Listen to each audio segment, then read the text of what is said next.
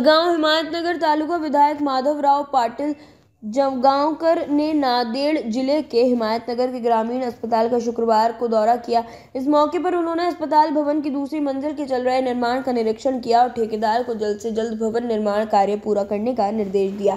कई साल पहले विधायक माधवराव पाटिल के प्रयासों से यहां हिमायतनगर में ग्रामीण अस्पतालों को मंजूरी मिली थी और अस्पताल का लोकार्पण समारोह तत्कालीन पालक मंत्री डीपी सावंत ने किया था। उस समय विधायक माधवराव पाटिल जवलगांवकर ने यहां के अस्पताल को उपजिला अस्पताल का दर्जा दिलाने का वादा किया था। उस संबंध में उनकी ओर से फॉलोअप किया जा रहा है। हिमायतनगर के ग्रामीण अस्पताल में मरीजों के इलाज के लिए जगह की कमी के कारण समस्या आ रही थी, इसलिए विधायक माधवराव पाटिल जवलगांवकर के प्रयासों से पिछले साल यहां के अस्पताल की दूसरी मंजिल के लिए 30 बिस्तरों की मंजूरी मिली और उपलब्ध निधि से निर्माण कार्य जारी है। कुछ निर्माण कार्य पूरे हो चुके हैं और कुछ प्रगति पर है।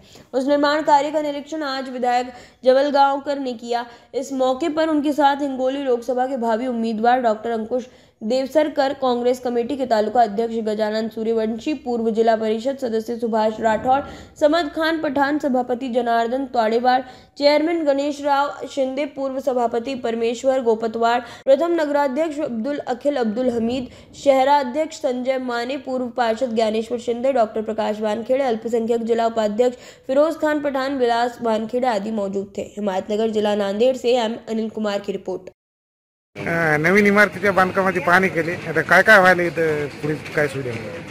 नवीन इमारतीमध्ये आपल्याला खाली जागा नसल्यामुळे आपण वरच्या फर्स्ट फ्लोअरवर त्या ठिकाणी बांधकाम केलं।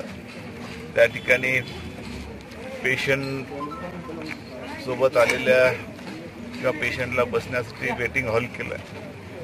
त्या ठिकाणी ओटीची रूम आहे, त्या ठिकाणी डॉक्टर्स एक आयसीयूची सुद्धा त्या ठिकाणी सुविधा होणार आहे आणि त्या ठिकाणी डॉक्टर्सला बसण्यासाठी त्या ठिकाणी त्यांचे सुद्धा ऑफिसवर त्या ठिकाणी होणार आहे आणि त्याचा सोनोग्राफी सेंटर आपण ते सुद्धा जमल्यास वरच्या बाजूला त्या ठिकाणी शिफ्ट होईल। या सगळ्या सुविधा त्या ठिकाणी उपलब्ध करून दिलेल्या आहेत। अजूनही जे काही सुविधा कमतरता असेल ते सुद्धा या ठिकाणी लवकरच करून दिल्या। बरं सर, रुग्णालयात कर्मचाऱ्यांची संख्या कमी आहे थोडी? हां, बोलो सर, रुग्णालयात कर्मचाऱ्यांची संख्या वगैरे कमी आहे, त्याच्या वाढीसाठी काय? रुग्णालयामध्ये आहे कर्मचाऱ्यांची संख्या। आता डॉक्टर साहेबांनी सांगितले की त्या ठिकाणी एक ANM पाहिजे, त्या ठिकाणी काही दुसऱ्या काही त्यांनी जागा पोस्ट सांगितल्या।